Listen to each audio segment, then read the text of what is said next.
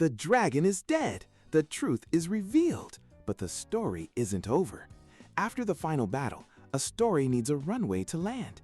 This is the resolution, or what the French call the denouement, literally the unknotting. It's where the tension drops and we answer the most important question: so what? A writer faces a fundamental choice.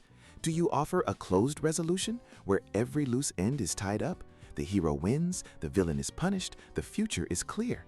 It's the satisfying finality of a fairy tale, a sense of justice served. Or do you choose an open resolution? This is the thinking ending. The main conflict is over, but some questions remain, leaving the moral up to us.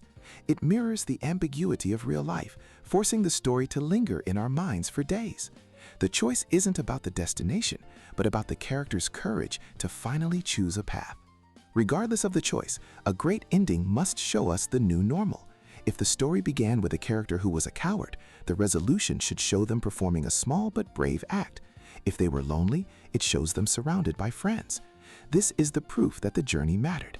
It's done not by telling us they've changed, but by showing us a new world shaped by their growth. Sometimes the most powerful endings aren't happy or sad, but bittersweet. The hero saves the city, but loses a friend. They gain what they needed, but at a great personal cost. This blend of loss and gain feels honest, creating a complex emotional resonance that happily ever after rarely achieves. The ending is the last taste a story leaves in your mouth. Whether it brings peace or sparks debate, it must feel earned.